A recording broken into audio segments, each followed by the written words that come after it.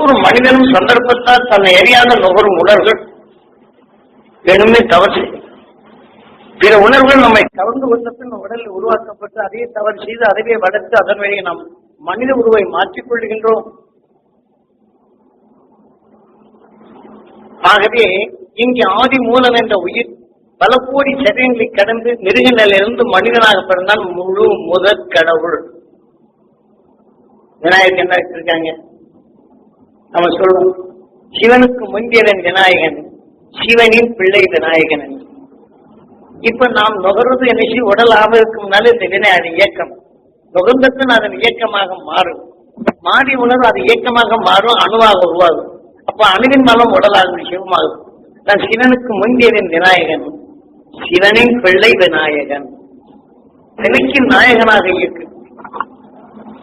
இப்படி பல கோடி சரீரங்களின் தீமைகளை நீக்கி நீக்கி நீக்கி சேர்த்துக் கொண்ட வினைகளுக்கெல்லாம் தீமைகளை நீக்கும் மனித உணர்வை உருவாக்கி அந்த உணர்வு தக்க உறுப்புகளை உருவாக்கி தீமைகளை நீக்கிடும் அருள் சக்தியாக அந்த உணர்வை உருவாக்குகின்றது. அந்த உணர்வின் வடிப்படி நாம் உணவாக உட்கொள்ளும் உணவுக்குள் வரும் நஞ்சினை மலமாக மாற்றுகின்றது. அப்போ இந்த உடலின் உணர்வு நோக்கிய பின் நஞ்சினை நீக்கிடும் உணர்ச்சியில் உருவாகின்றது. உயிர் ஈசனாகின்றது. எனக்கு நாயகனாக மனித உடலாக சிவமாகின்றது. சிவனின் பிள்ளை முதல்ல விநாயகன், இரண்டாவது பிள்ளை கார்த்திகை. ஆக சேர்த்துக்கொண்ட வணிகர் தீமைகளை நீக்கி நீக்கி தீமைகளை நீக்கிடும் உணர்வுகள் எல்லாவற்றையும் அறிந்து உருவாக்கக்கூடிய விநாயகன்.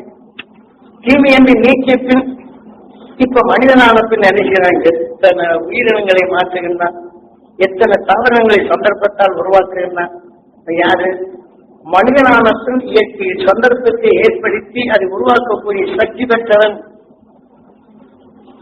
நான் மிருக நிலையிலிருந்து மனிதனான பின் அவன் முழு முதற் கடவுள் என்று உருவத்தை காட்டி சாதாரண மனிதனும் புரிந்து தீமைகளை நீக்கி நல்லவைகளை உருவாக்கக்கூடியவன். தீமை என்று உணர்ந்த பின் அந்த தீமையை அடக்கி நல்லது செய்யும் உணர்வின் அணுக்களை உருவாக்கக்கூடியவர். தீமைகளை நீக்கிடும் உணர்வை தனக்குள் பெற்ற பின் உயிரின் ஒளியாக உணர்வின் ஒளியாக ஒளியின் சரீரமாக என்றும் நிலை கொண்டிருப்பவன் அகற்றின் துருவனாகி துருவ நட்சத்திரமானது. இதெல்லாம் குருநாள் காட்டுக்குள்ள போகும்போது சொல்றேனே, ஒரு இடத்துல உட்கார சொல்றாரு. உட்கார்ந்தவன் நினைச்சு கொடி தன்னால ஒண்ணுமே தெரிய மாட்டேன், அப்படியே மயக்க. ஏன் மயக்க விடுவேன்? அப்ப கட்சி கையில கொடுத்துருக்கிறார். இப்ப அது மாதிரி மயக்கம் வந்ததுன்னா நீ என்ன செய்யணும், என்ன மாதிரி இருக்கணும், வெற்றா அப்படிங்கிறார். கொடியை வெட்டணும்னு விட்டோன்னு அந்த மயக்கம் மாறும். ஏன்னா ரத்தத்தை ஒருங்கிது. இந்த செய்தி எப்படி உருவானது அப்படின்னு எல்லாம் தெளிவா காட்டிதான் அனுபவப்படுத்தும். நீங்க விஞ்ஞான பல்கலைக்கழகத்துல கற்றுக்கிட்டோம், இதை பார்த்துக்கிறது குறைஞ்ச சிரமம் தான். அனுபவிச்சு இதை செயல்படுத்த முடியும். காட்டுல புலி செத்து போச்சுன்னா அந்த இது எப்படியெல்லாம் அந்த உணர்வை எடுத்து அந்த உடலை வளர்த்ததோ, இந்த உயிர் போச்சுன்னு என்ன செய்யுது, உடல் அழகு. உடல் அழுகைப்பின் ஆவியா வரும். அந்த அழுகைப்பின் இந்த உடல் உருவாக்க அந்த அணுக்கள் புழுவா மாறும், உயிரினவா மாறும். இது இருக்கிறதையும் சாப்பிடும். இது செத்துருது. செத்தப்படி என்ன செய்யுது, இந்த காட்டுகள் பார்த்தோம்னா என்ன அட்டைன்னு சொல்லுவாங்க. உடல் நம்ம ஒண்ணுமே தெரியாது. அந்த ரத்த தொடங்கி புளியங்கிட்ட மாதிரி கீழே வரும். செத்தம் உழகுறது நல்லா நரம் பார்த்து தாக்கும், பார்த்து செத்த மாதிரி இருக்கும்.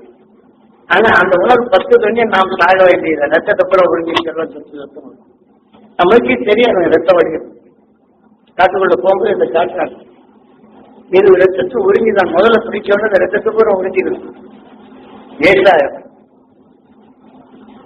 பாருங்க, இதே மாதிரி நாயை பாருங்க கடிச்சிச்சு. இந்த சில வெடி நாய்கள் அப்படியே உறிஞ்சி ரத்தத்தை ஒழிஞ்சு சில மிருகங்களுக்கு அந்த உணர்வு ரத்தத்தை சிந்த விடாம ஒழிஞ்சு. அப்போ அந்த ரத்தத்தை ஒழிஞ்சு தன்னை இழக்கும்போது அதன் உணவின் அணுக்கள் அதை ஆக்கி அது கிடையாது. இதை போல உணர்வுகள் அது இறந்த பின் அந்த அணுக்கள் இது ஆன இருப்பாடு. வெளியில வந்த பின் அந்த அணுக்கள் இன்னொரு உடல்ல போய் தாக்கணும்னு அது இந்த ரத்தத்தை ஒருங்கி அட்டைகளாக. அதே மாதிரி சில எதிர்கள் இந்த ஒரு உடலுக்கு பட்ட உடனே ஈய பாருங்க, நாய் மேல மாட்டு மேல இந்த ரத்தத்தொழி காலைக்கு இதெல்லாம் இருக்காது, உண்மையாக பிறகு இப்ப மனிதன் பாருங்க வேதனையா இருக்கும்போது அடிக்கடி சோர்வு கஞ்சல் எடுத்து பாருங்க, இந்த உடல் இருந்து திருப்பி வந்தோடனே வேணுகிறா வரும். அந்த கவலையா இருக்கும்போது பாருங்க இந்த உணர்வு எல்லாம் தலையை நீட்டா இருப்பாங்க, போகவே போக மீண்டும் இந்த வீட்டுல ரொம்ப சோர்வும் சக்கலம் பட்டு இருந்தா அவங்க தலையில நிச்சயம் பேசணும். எது கேட்டாலும் கவலைப்படணும், எது கேட்டாலும் சக்கலப்படணும், அவங்க தலையில நிச்சயம் பேசணும். அந்த உணர்வு அதிகமான உடல்கள்ல இருக்கு. அது ஆனா நம்மளுக்கே தெரியாது, இப்படியே இருப்பாங்க. அது பரவாயில்ல பூரம் புண்ணாய்க்கு இவங்களுக்கு தெரியாது. என்ன மருந்து கொடுத்தாலும் கேட்டாரு, இது என்ன உற்பத்தி ஆயிட்டு இதுல வேற எந்த மருந்து போட்டாலும் கேட்காது. அப்புறம் நாளைக்கு போட்டோம் நினைச்சு அந்த கருமுட்டைகளை விழுக்கிறது மறுபடியும் வந்துடும். செடி கொடிகள் எப்படி போடுறோமோ அதே மாதிரி இதெல்லாம் தெளிவா காட்டுறேன். இதே மாதிரிதான் புலியை உயிர் போன ஒரு படம் நினைச்சு இந்த மாதிரி ஆகி நாம இடத்துல இதை காட்டணும். பூரா அசுர நேரம் தான், பல அசுரங்களுக்கு எழுந்திருப்பாங்க. ஒரு அசுர நேரம் தான் பல அசுரர்கள் நினைக்கிறாங்க, ஒவ்வொருத்தரும் பொண்ணு சாப்பிட அனுப்பலாம். ஆனா இது சாப்பிட்டா இது உணர்வு ஆதித்தன்மை அங்க பின் சூரியன் எடுத்துக்கொள்ளும். செடி கொடிகளை தின்னு அது சாப்பிட்ட இதை உணவாக எடுக்குது. இந்த உணவின் சட்டத்தில் கலந்த பின் இந்த அணுத்தன்மை வரப்படும் போது எந்த தாவர இடத்தை சத்தை கலந்ததோ இது அதிக வரப்போது சூரியன் எடுத்துக்கொள்ளும். அப்ப இதே போல பிறரை துன்புரித்து உணவின் தன்மை பெற்ற எதுவும் விஷத்தின் தன்மை தாழ்வு இதை கேட்டவன் ஒன்று அடி ஓடுவது, அது தன்னை வந்து மோதணும். மூன்று ஒன்றாக கலந்து ஒரு புது விதமான விட்டார்கள்.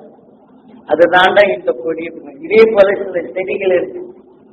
இதே மாதிரி சில உணவுக்கு அந்த உணர்வு எந்த தாவரத்தில் மோதுவதோ அந்த உணர்வின் தன்மை கொண்டு உயிரினங்கள் ரத்தம் இருந்தால் அணுங்காம பிடிக்கும். ரத்தம் உள்ள குறி வந்து உட்கார்ந்து பிடிச்சா அப்படி சொத்துன்னு கிடக்கும். இதுதான் அனுப்புல உன்னை கட்டி வச்சு எனக்கு செய்யாம உட்கார்ந்து எனக்கு தெரியும். இந்த மாதிரி வந்துச்சுன்னா மயக்க வரும் வந்துச்சுன்னா டக்குன்னு பக்கத்துல கட்டி அடிச்சுட்டாங்க. அந்த கண்ணே தெரிய மாட்டேங்க, அடிச்ச உடனே கண் தெரியுது. அப்புறம் அந்த செடியை பார்க்கணும். அப்ப இதெல்லாம் தெரிஞ்சுக்கலாம் உங்களுக்கு சொல்ல முடியுமா? இப்படிதான் சொன்னாங்க பழக்கிறாங்க. இப்ப நம்ம வந்தவொடனே என்ன செய்யறாங்க, உடனே வந்தவொடனே தலைவலி போகணும் போயாச்சு அப்படின்னு நினைச்சு நம்ம தப்ப மட்டும் நிறுத்த மாட்டாங்க. தன்னை அறியாம தப்பு செய்யறதை நீங்க நிறுத்த வச்சு இந்த மாதிரி தியானம் பண்ணுங்க. உங்க உணர்வு அதிகரிக்கிறது, தப்பு செய்ய வைக்கிறது. அது இதெல்லாம் நீக்கி அந்த உணர்வுக்கு ஒரு நட்சத்திரம் இதை எடுத்துக்கொண்டு வச்சுங்க. இங்க நீக்காச்சு உடனே நல்லா இருக்கும், தத்தால இருப்பாங்க. மறுபடியும் வீட்டுல இதெல்லாம் சொன்னா கேட்க மாட்டாங்க அப்படின்னு சொல்லிட்டு சாமிகிட்ட வந்து சொல்லுவாங்க, திட்டுவாங்க. இதை எதை பிடிக்குது? ஆகவே நமக்கும் மீண்டும் அந்த உணர்வின் தன்மை தான் சேர்க்குது. அதை நீக்க மருந்து உடைத்தோம்னா உணர்வின் தன்மை ரத்தத்தில் இந்த விஷத்தன்மை கொண்டு வீரியத்தன்மை காட்டப்படும்போது இதை வழிநடத்தும், அதை சுத்தப்படுத்தும் கிட்னி ஃபெயிலர் ஆயிடுது. அதை பார்த்தாலும் போறாம விஷம் சத்து வந்து அது வந்தது இது வந்துடும். அதே மாதிரி சக்கரை சத்துன்னு வரும்போது இனிப்பை பிரித்து தன்மை வரப்போகும்போது இதன் உணர்வின் ஏற்றமாயிட்டு அது செய்யுது. ஒரு ரத்தத்தையும் சக்கரை ஆகி போகுது, நீரையும் ஒரு சக்கரை ஆகி போகுது. நீங்க ஒரு சக்கரை சத்தோட மோசப்பாடு ஈகன் வந்தா இங்க முடியும். அப்ப அந்த எறும்புகள் வந்தா இங்க முடியும். அப்ப இதெல்லாம் என்ன ஆகுது? அப்ப இது ஜீர்ணிக்கக்கூடிய உறுப்புகள் இழக்கமாயிப்போது. அதே மாதிரி வேதனை இந்த உணர்வுகள் அதிகமாயிடுச்சு. நம்ம உறுப்புகள் உண்டு பித்த சுரப்பி அதிகமாகிவிட்டால் நாம் அடிக்கடி இந்த உணர்வு தன்மை வரும்போது பித்த சுரப்பிகள் அதிகமாக கேட்கும். இது ரத்தங்களில் கலந்த உடனே தலை சுத்தலாம். இந்த உணர்வின் தன்மை வந்து இதற்கு ரத்த கொதிப்பு இருக்காது, தலை சுத்தல் வரும். ஆனா இதன் உணர்வுக்கு தக்க மருந்துகளை கொடுத்தா அந்த விஷயத்தின் தன்மை ஆராய்ச்சி கொடுத்தா மீண்டும் விஷயத்தின் தன்மை தான் அதிகமாகும். தலை சுத்தலுக்கு மருந்து கொடுத்து கூட சரியில்லைம்பாங்க. அப்போ அந்த விஷயத்தினோட ரத்தத்தில் கலந்த விஷ அணுக்களாக மாறும். அதன்படி கொடூரமான நிலைகள், அறிவு, வேதனை, வெறுப்பு என்ற உணர்வுகள் அதிகமாகும். ஆக சிந்திக்கும் தன்மை இழக்கப்படும். அதன்படி வந்தால் என்ன செய்யுது? இதெல்லாம் நம்ம நுகரக்கூடிய உணர்விலிருந்து வரக்கூடியது. இதை நம்ம மாற்றணுமா இல்லையா? இது எல்லாம் வென்றதன் ஒரு நட்சத்திரம். அதிலிருந்து வரக்கூடியது சக்தி வாய்ந்தது. காலையில் என்ன செய்து நமது பூமி துருவத்துக்கு நேரம் இருப்பதனால மற்றது நம்ம பூமிக்கு கவர்க்கு சூரியனோட கவர்ந்து வருவதை இழுத்து நம்ம பூமிக்கு கொடுக்கும். நம்ம பூமியில பரவுது. அந்த நேரத்தில் நீ எல்லாம் பிரம்ம முகூர்த்தம் சொல்றோம். நமக்குள் புதிதாக உருவாக்கும். நாம் என்ன செய்ய பிரம்மம்னா மனிதன் 6வது அறிவு கொண்டு நாம் தீமைகளை நீக்கும் சக்தி பிரம்மமாக்குறோம். பிரம்ம முகூர்த்தம்னு மறைமுகமா சொல்றாங்க. நேரடியாக சொல்லிட்டா எல்லாம் மனிதன் ஆயிட்டா அரசு தூக்கி எறிஞ்சிடுவாங்கல்ல. பிரம்மமோட்டம் சொல்லுவோம். ஆக நாம் அந்த உணர்வின் தன்மை சொன்ன சிந்திக்க போவது நமக்குள் அது இணைந்து தீமைகளை நீக்கும் சக்தியாக மாறுகின்றது. காரணம் பெரும் வைக்கிறாங்க. இந்த பிரம்மமுகூர்த்த நேரத்துல எதை ஜோசியம் பார்க்க வேண்டிய, தியாகம் பார்க்க வேண்டிய, கல்யாணத்தை முடிச்சுன்னு சொல்றாங்க. காலையில எது செய்தாலும் உங்களுக்கு தப்பு இல்லை. அந்த நல்ல உணர்வின் தன்மை வரும். எல்லா ஆலயங்களும் என்ன செய்யறாங்க, நல்ல குணங்களில் நேசிக்கப்படும் போது உணவின் தன்மை எடுக்கப்படும் போது நாளை காலையில் 4 மணிக்கெல்லாம் அந்த உணர்வும் நல்லது என்பது கலக்கும். அந்த நேரத்தில் வழிபட்டால் நல்ல உற்சாகமா இருக்கும். அங்க சாமியை வெளிப்பட்டு வந்தால் இங்க வந்த உடனே அடுத்த உடனே நம்ம உணர்வை பரிசீலிருக்கும். அவனை பார்த்தோன்னு போறான் பாரு ஐயா. ஆக நாம் நல்லதை பெற இந்த தெய்வத்தினாலே பெற வேண்டும் என்ற எண்ணம். இந்த உணர்வு வந்து என் பார்வையில் எல்லோரும் நல்லதாக்க வேண்டும், என் சொல் எல்லோரும் இனிமையாக்க வேண்டும், இந்த ஆணை வருவதெல்லாம் நல்லவராக வேண்டும், அறுவடை வாழ்தல் வேண்டும், எல்லை அகற்றும் நல்லவராக மாற வேண்டும் என்றால் இந்த உணர்வெல்லாம் எனக்குள் அந்த அரசின் தீமையை நீக்கினால் அல்லவா அதே உணர்வின் தன்மை நமக்குள் வளர்க்கின்றது. நீங்க எல்லா ஆலைகள் பாருங்க, எல்லா மதங்களும் காலை 4 மணிக்கெல்லாம் தொழுகாது. காலை 4 மணிக்கெல்லாம் மற்ற மதங்கள் எத்தனையே இருக்கு. அப்ப என்ன செய்யறாங்க, இவங்களுடைய கோரிக்கையை தான் வைக்க முடிகின்றது. அவர் மூலக்கூறுகளை இவர் அறிய முடியவில்லை. எங்க கடவுள் வேறு, உங்க கடவுள் வேறு. எங்க கடவுள் சொன்னபடிதான் எதை உணர்வின் தன்மை தொடர்ந்து உணர்வின் தன்மை அணுவாயிருந்தால் அது உள் நின்று இயக்குவது கடவுள். ஆனா அவர் பொறுத்த கடவுள் இதுல எங்க சாமிக்கு எங்க பல தெய்வத்துக்கு ஏற்றுகிறார். எதன் உணர்வு கொண்டு தெய்வம் வழிபட்டாலும் அந்த தெய்வம் எங்களுக்கு ஏற்றுகிறார். அதனால எங்களுக்கு அந்த தெய்வம் அப்படின்னு இப்படி சொல்லுவோம். இதெல்லாம் மனிதனுக்கு பிரிக்கப்பட்டு உண்மை நிலை அறியாது. ஒருவனுக்கு அடிமையாக்கும் தன்மைதான் வைத்தார்கள் தவிர எவ்வளவு பூசாரி இருப்பார், ஒரு காசு கொடுத்து தெய்வத்தை வழங்க வச்சு சரி தாடி சொல்றாரு நாட்டப்படும் உனக்கு குடும்பம் நல்லா இருக்கும் சொல்லுவது அப்படின்றார் இவர். அடுத்தவர் என்ன செய்யும், யாகத்தை செய்து பாவத்தை போய்விடுது. அப்ப அதனால அவன் பாவத்தை போய்விடும். ஆனா அவர் காசு கொடுத்தாச்சும் அவர் பாவத்தை போச்சு கொடுப்பார். இந்த நம்பிக்கை தான் இருக்கு. நம்ம உண்மையான நெருப்பு நம்ம உயரும். எதை நுகர்வோன உணர்ச்சி நமக்குள் அனுப்புகின்றது. பதவிகளை மாற்றும் நிலையும் விஷயத்தை நீக்கும் நிலையும் விஷயத்தை நீக்கும் உணர்வுகளும் நாம் நுகரப்படுவது மாற்றுகின்றோம் என்பதுதான் இந்த ஆணையங்கள் இருக்கிறது. அதனால்தான் நாம் இடையத்தை பெற வேணும். அந்த பொருள் நட்சத்திரத்தின் ஆற்றலை நீங்க பதிக்கொள்ளும் என இதெல்லாம் சொன்னார். அடுத்த சமயம் சொல்றேன், என்ன குறுகிய நேரத்தில் சொல்லணும். இப்ப பேசிக்கிட்டு இருக்கும்போது கிராஸ் பண்ணி சாமி சொல்லிட்டு இருக்காரு, நல்லாதான் இருக்குது. இங்க பண்ணிருக்கிறீங்க. இந்த உணர்வு கலந்து நினைக்கணும், இதோட கலந்து அடுத்தாப்படி நான் வந்து உட்கார போகும்போது இன்னைக்கு நேரம் பண்ணிவிடுவாரோ அப்படின்னு நேரத்தில் தான் வந்து உட்காரும். ஒரு கம்ப்யூட்டர் எலக்ட்ரானிக் இந்த நிலைகளை நாம் நுகரும் உணர்வை பதிவாக்கும். அந்த உணர்வின் அலைகளாக மாற்றும். மீண்டும் அந்த நினைவு கொண்டு வரும். அதனால இப்ப நான் கொஞ்சம் நிறுத்திக்கிறேன். மணி 8 மணிக்கெல்லாம் முடிச்சிடலான்னு சொன்னேன். ஆசீர்வாதம் ஆகி 9 மணி ஆகும். அப்ப தியானம் எடுக்கலாமா கொஞ்ச நேரம்? உங்க அனுமதி இருந்த ஏன்னா இதை எடுத்துக்கிற சக்தி இருந்தா நம்ம தியானம் எடுக்கலாம். ஏன்னா அப்பப்போ ஒவ்வொரு விஷயம் கொஞ்சம் கொஞ்சம் அதிகிட்டு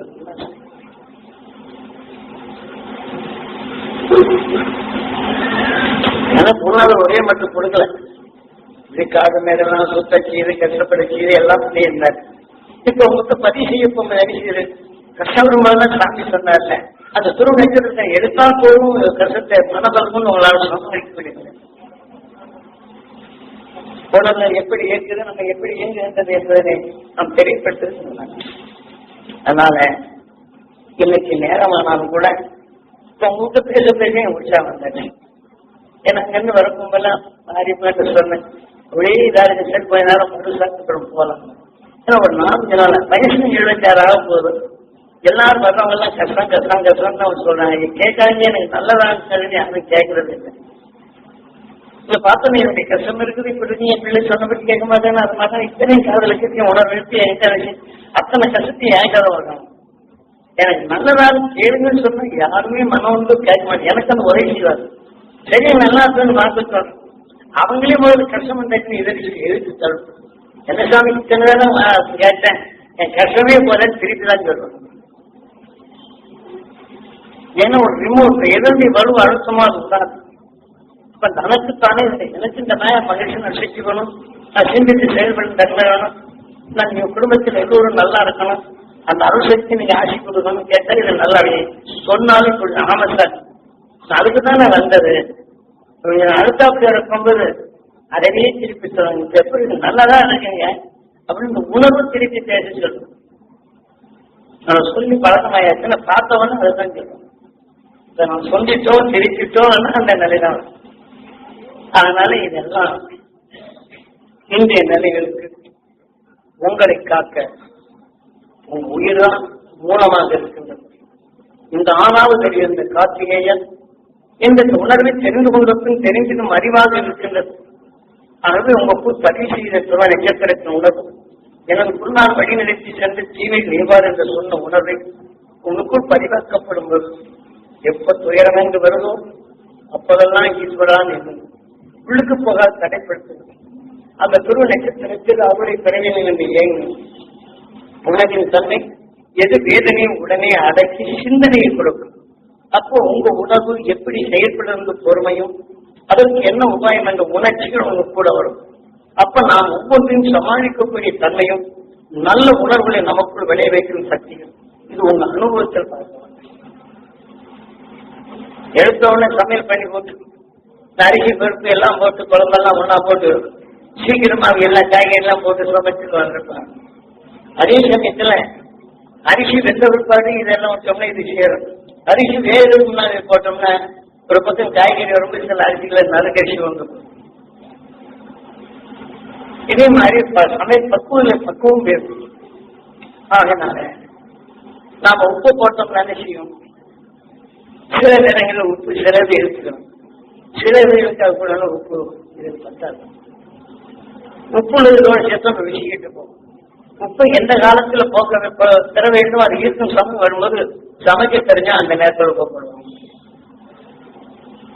இதுகளெல்லாம் நம்ம சில பேர் காய்கறிகளை இருக்கும்போது நினைச்சு உப்பு கலந்து எடுத்து வச்சிருவாங்க. வேறு இந்த உடனே நினைச்சு உப்பெல்லாம் இந்த காய் எடுத்துக்கணும். அதை பார்த்தா காய் விட்டுக்கணும், குழம்பு பார்த்தா சப்புணும். அப்ப நான் நினைச்சிட்டு காய்கறி சரியா தெரிஞ்சு நான் உட்கொண்ட அந்த கரிசம் விட்டு பார்த்தோன்னா சமமாகும், ரெண்டுமே சுவையாது. ஏன்னா இது வெந்து முழங்கிறது, இது நினைவு காய்கறி போது இழுக்கும் சக்தி அதிகமாச்சு. இதனால சில விசிக்கிடும் எல்லாம் சமையல் எனக்கு சொல்லிக் கொடுத்தாங்க பொருளாதார எப்பப்ப எதை செய்யணும் எந்தெந்த நேரத்துல எதை செய்யணும்னு சொல்லி கொடுத்தேன். சமையல் ஜோதனை செய்திருக்கிறார், இப்படி சமைச்சுக்கிறாங்க. இதே சமைப்பு தான் உங்க உடலுக்குள்ளுக்கு சுவைமிக்க சேர்த்து இதை நல்லா சமைச்சுவாங்க. சமையல் கலையை பற்றி சொல்லக்கும் இதுல எந்தெந்த பருவத்துல எதை செய்து எதை ருசி கொடுக்கலோ இதே பருவம் உங்க உயிர் நெருப்பு. அதுல எந்தெந்த உணர்வுகளை போட்டு எந்தெந்த காலத்துல சேர்க்கிறதோ அதன் உணர்வுப்படி உனக்கு ருசி உள்ள உணர்ச்சிகளை ஊட்டும். அந்த சுவையை எல்லாரும் மகிழ்ச்சியை விட சொல்லும் அதை செயல்படுவது அப்படின்னு சொல்றாரு. ஏன்னா எதுக்கு இதெல்லாம் அனுபவமா கொடுக்குற இயற்கை எப்படி செயலாக்குறது, செயற்கை எப்படி உருமாறுது, மனித ஆபத்துன்னு எதை உருமாற்றுகின்றோம். அதனால நீங்க இப்ப இன்றைக்கு இது போதும். அடுத்து நீங்க சிந்தித்து பாருங்க.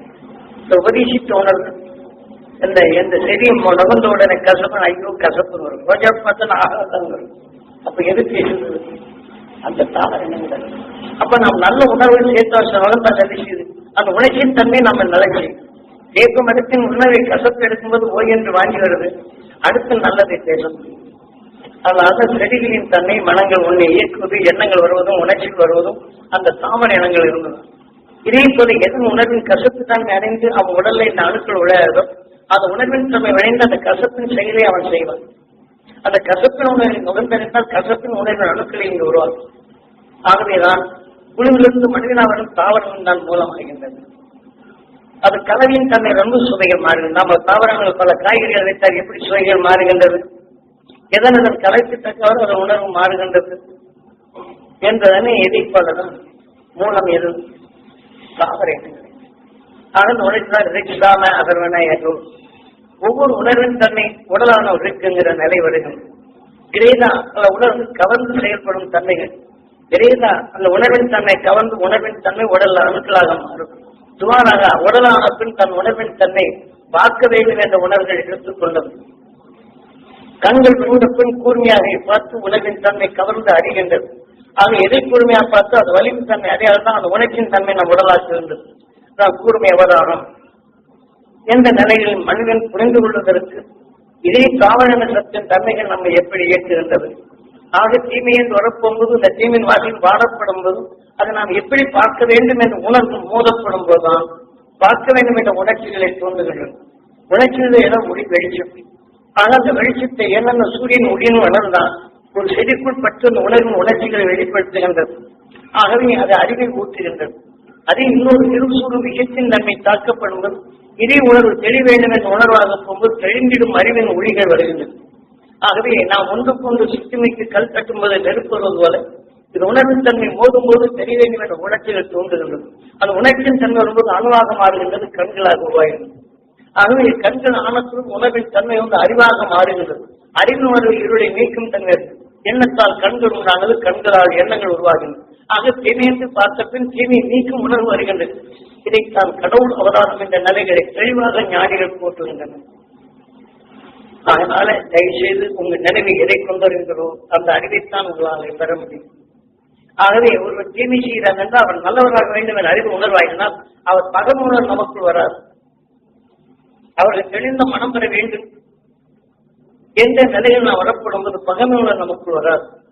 இல்லை என்றால் இவன் தப்பு செய்வேன் என்றால் அந்த தப்பின் உணர்வை நமக்குள் நாம் தப்பு செய்வனாவே நாம் மாறிவிடுகிறோம்.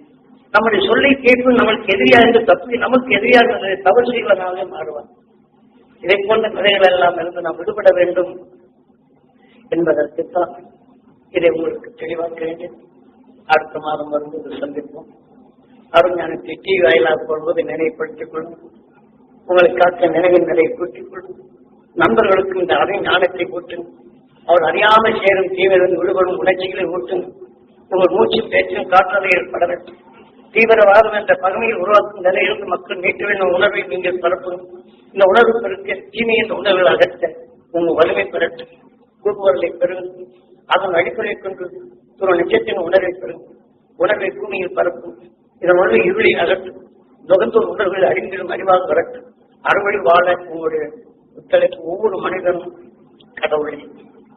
ஆனால் முழு முதல் கடவுள் நாம் நல்லவர்களை சமைச்சு நல்லதை வெளிப்படும்போது நல்லவைகளை இயக்குகின்றது.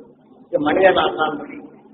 ஆகவே முழு முதற் கடவுள் என்பதும் உயிரினம் தோன்றி அதாவது பல மிருகங்களை கடந்து மனிதனாகப்படும்போது முழுமையாக நல்லவைகளை உருவாக்கக்கூடியவர் கார்த்திகேயன். எல்லாவற்றும் தெளிந்து மகிழை செய்யக்கூடிய மகிழ் வாகனமாக இருப்பதாக மகிழை செய்யக்கூடிய மனிதன்.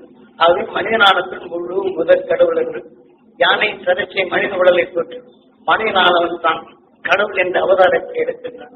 அவன் உணர்வின் தன்னை ஒளி என்ற உணர்வை மாற்றுகின்றான். மனித ஆழத்தின் அவன் மாற்றிக்கொள்ள முடியும் என்ற நிலையை அந்த ஞானிகள் கொடுத்த அறுவடையில் நாம் இதை பெறுவோம் என்று பிரார்த்தித்து இப்ப சிறிது நேரம் ஒரு 5 நிமிஷமா 10 நிமிஷமாக தியானிப்போம். அறுவடை பெறுவோம். இதன் உணர்வை நமக்குள் ஏங்கி வளர்ப்போம். இருளை அகற்றுவோம். நம் மூச்சும் பேச்சும் உலகின் நன்மை பெறும் சுத்தியாக மாறட்டும், வளரட்டும், மகிழட்டும் என்ற நிலையில் நாம் உணர்வின் தன்மையை பெற்றுக் கொள்வோம்.